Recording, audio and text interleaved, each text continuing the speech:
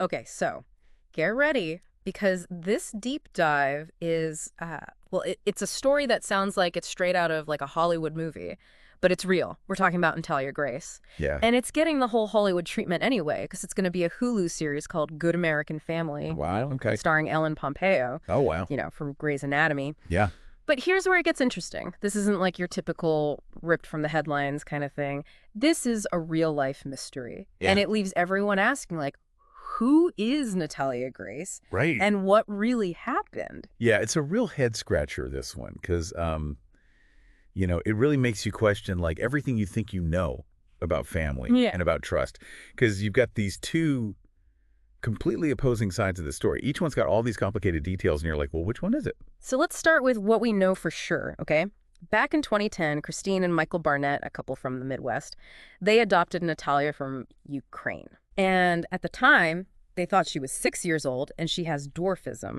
So on the surface, it sounds like, oh, that's nice. This family's opening up their home to a child in need. Yeah, but the story takes a pretty dark turn pretty quickly Yeah. because the Barnetts, they started having doubts about Natalia's age. And they claimed that she was doing some really disturbing things, stuff that just didn't seem normal for a kid, even a kid with dwarfism. So, like, when you say disturbing, are we talking like threats or violence or like Mm. even trying to hurt the family? All of that, yeah. They said she was threatening them, that she was getting violent, that she even tried to hurt them on a few occasions. So based on this, the Burnetts, they did something really drastic. They went to court to legally change Natalia's age from 8 to 22. I mean, can you imagine? Like one day you're a child and the next you're an adult? Just like that. What were the legal grounds for that even? And ethically, I gotta say, that just raises a lot of red flags for me. Like, what about their responsibility to care for her, especially if she really was just a child, vulnerable and needing help? Well, legally, the system, at least back then, it had some loopholes. Okay. It was possible to get age adjustments in certain cases, but yeah, ethically, that's a whole other can of worms. Because even if she was legally an adult, she still needed care and support, especially with her disability. So what happened after the court changed her age? Did the Barnetts still take care of her? Well, Natalia says they didn't. Really? In fact, she says they just abandoned her, left her to fend for herself in an apartment Whoa. while they moved to Canada with their biological kids. Hold on. If they thought she was this, like, manipulative adult pretending to be a kid, like they claimed, Yeah. why would they leave her alone? Wouldn't that mean she was still a threat to them, if that's what they really believed? See, that's the thing. That's what makes people so skeptical about the Barnett story. Their actions just don't match up with what they were saying. And that's what everyone keeps focusing on. So it's like the Barnetts are saying Natalia was this master manipulator and dangerous, but Natalia is saying she was the victim, But yeah. used and neglected. It's a classic he said, she said situation, Totally. but with like really high stakes. Absolutely. And those stakes get even higher because Natalia's story went viral. Oh, wow. And the Barnetts ended up being charged with neglect in 2019. So suddenly everyone was talking about this case, debating who was telling the truth. Yeah, can you imagine being in their shoes, having your life just blown up like that? I know, it had to be rough on everyone involved. But you'd think at least the trial would give in some kind of clarity. You'd think so, right? Some resolution. You would.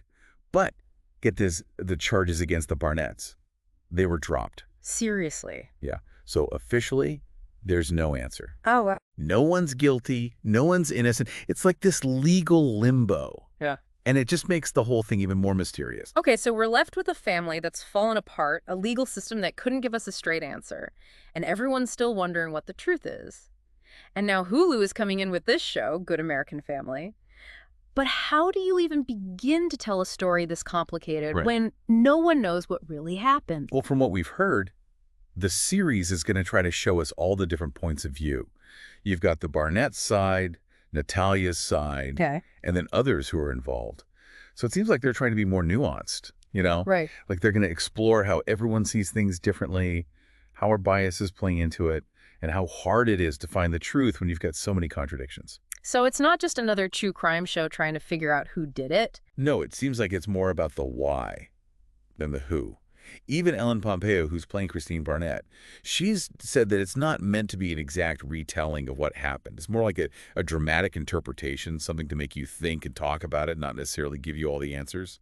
That's interesting. So it's already feeling different from the usual true crime stuff. Have they released a trailer to give us like a sneak peek? Yeah, and it's It's pretty chilling. There's this one part where you hear Pompeo's character. She says, you know, I've always considered myself blessed. I've known I was put on this earth to build a world where all kids can feel safe.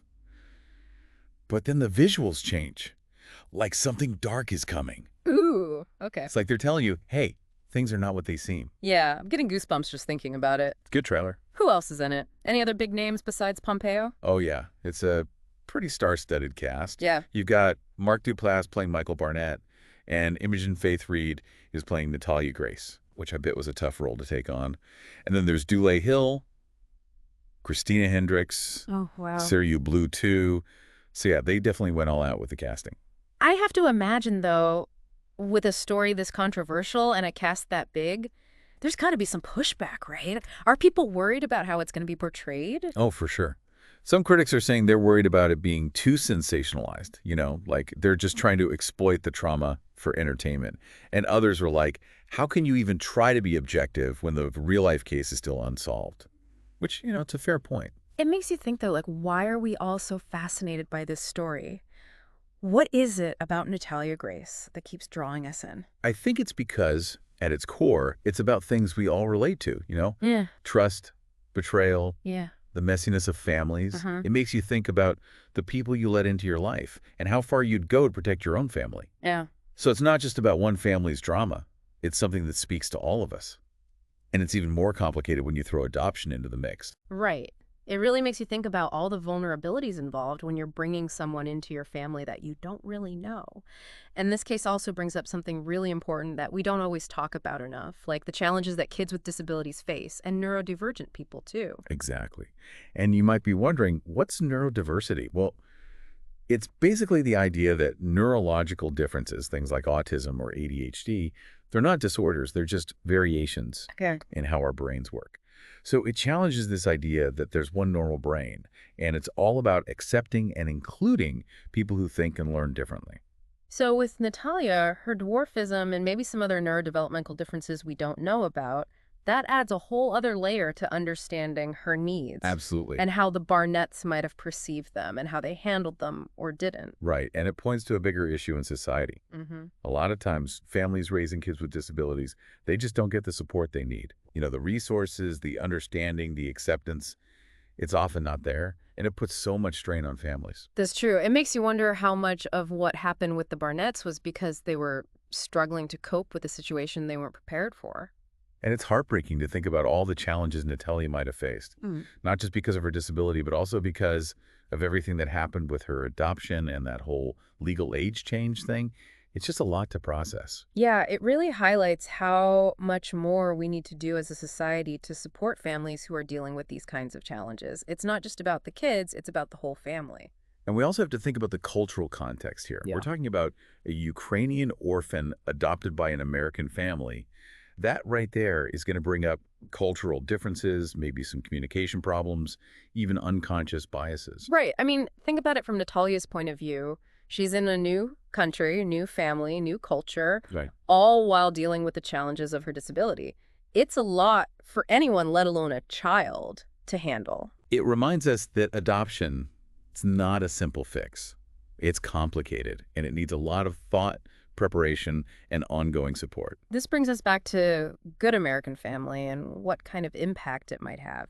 Do you think it'll touch on these bigger societal issues? Or will it just focus on the drama? I'm kind of cautiously optimistic. Ellen Pompeo has said that she's committed to telling this story responsibly and giving a voice to those who don't always get heard. So that makes me think they're at least aware of the bigger picture. I hope so, because this could be an opportunity to start some real conversations about adoption, disability, and how families navigate these really complex situations.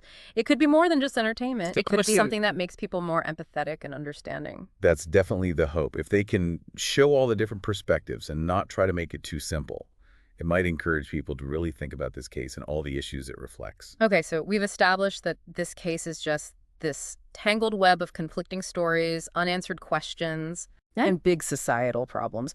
But where does that leave us? What are we supposed to take away from all this? I think the most important thing is to think critically.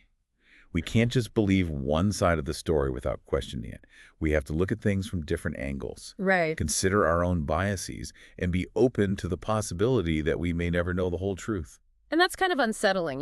We're so used to wanting a clear answer, a resolution, a definitive truth. But maybe that's not always possible, or even what's best. Maybe the process of asking these questions, of challenging ourselves to see things differently, maybe that's where the real growth and understanding happens. Yeah, and maybe Good American Family can help facilitate those conversations, even if it doesn't give us all the answers. I think it has that potential. Yeah. If it's done well, it can be a really valuable way to engage with this case and all the issues it brings up. But we can't forget about the other side of this, too. The internet loves to speculate, and this case has been a breeding ground for all sorts of theories and opinions. Yeah, it's amazing how the internet can take a story like this and just amplify it. And it's not always a good thing. On the one hand, it gives people a platform to share their experiences and perspectives, but on the other hand, it can quickly turn into a chaotic mess of misinformation and harmful narratives. Absolutely. And navigating that digital landscape, it takes a lot of discernment and critical thinking. Mm. You can't just believe everything you read online. Just because someone posts a theory on Reddit doesn't make it true. So before we get too caught up in the online frenzy, let's take a moment to think about the ethical implications of engaging with this case online. Yeah, that's really important. We have to remember that we're dealing with real people's lives here. Mm. The things we say and share online can have real consequences. It's a good reminder that our online actions have offline impacts, especially in a case as sensitive and complex as this one. But let's not completely shy away from exploring those online spaces either. They can offer some valuable insights into how the public is perceiving and interpreting this case. For sure. Those online communities can be like a window into the social and cultural currents surrounding this case. By analyzing the different perspectives and arguments, we can get a better understanding of the bigger context. So, how do we approach this exploration responsibly? How do we filter out the noise and find the meaningful insights without getting lost in the rabbit hole of speculation? I think the key is skepticism. Don't take anything at face value. Question the sources, think about the biases, and look for evidence to back up the claims. Remember, emotions and personal opinions often drive online discussions, and that can cloud judgment and lead to misinformation spreading like wildfire. Right, we need to be really careful about what we accept as truth, especially in the age of social media, where everyone's an expert and opinions are often presented as facts. Exactly. And that's where our role as deep divers becomes even more crucial. We need to give our listeners the tools they need to think critically, to evaluate information, to tell the difference between credible sources and baseless speculation, and ultimately to form their own informed opinions. So, buckle up, listeners, because we're about to jump into the world of online theories, Reddit threads, and the never-ending quest for the truth in the case of Natalia Grace. But remember, our goal isn't to tell you what to think. It's to encourage you to think for yourself, question everything, and draw your own conclusions. It's a journey that requires an open mind, a healthy dose of skepticism, and a willingness to face some uncomfortable truths. Ready to dive in? Okay, so let's actually jump into this online world surrounding the Natalia Grace case. I gotta say, I went down the rabbit hole a bit myself, just exploring all these online spaces, and let me tell you, the internet has a lot of opinions on this one, Oh, yeah? and people are not shy about sharing them. Yeah, that's the internet for you. What really strikes me, though, is just how many different theories and interpretations there are out there. Like, you've got people saying Natalia's the victim of some big witch hunt, Yeah. and then others are throwing around terms like Munchausen syndrome by proxy. It's like this crazy mix of speculation and conjecture. It's hard to know what to believe. Yeah, it feels like everyone's trying to piece together their own version of the truth, but they're working with these little bits of information and filling in the gaps with their own biases Exactly. and a whole lot of guesswork. And that's where it gets dangerous, right? Yeah. It's easy to get sucked into the drama, start cherry-picking evidence to fit what you already believe, and forget that there are real people at the center of all this. Right. It's so important to remember that. We're talking about real lives here, not just characters in some true crime story. What we say and share online can have real consequences for everyone involved. Absolutely. The internet can be a breeding ground for misinformation and harmful narratives. We have to be so careful about what we're putting out there and make sure we're thinking critically about the information we're consuming. So let's talk about one of the theories that keeps popping up online. The idea that Christine Barnett might have Munchausen syndrome by proxy. Now, for those who aren't familiar with that term, it's a mental health condition where a caregiver makes up or exaggerates a child's illness to get attention or sympathy. Right, and it's really serious condition with some complex psychological roots. In this case, some people are suggesting that Christine might have lied about Natalia's age and condition, maybe even doing things to harm her so she could keep up this image of being a caregiver for a sick child. Yeah, and I can see why people might connect Christine's actions to this condition. It's a disturbing thought. But we have to be super careful here.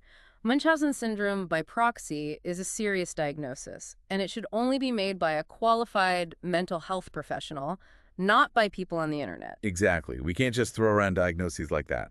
It's irresponsible and could be really harmful both to Christine and to people who actually have this condition. And then on the flip side, you've got people who think the Barnetts were the victims of a witch hunt, that they were falsely accused and unfairly targeted by the media and the public. Yeah, and those folks point to the fact that the neglect charges were dropped, and they say, look, innocent until proven guilty.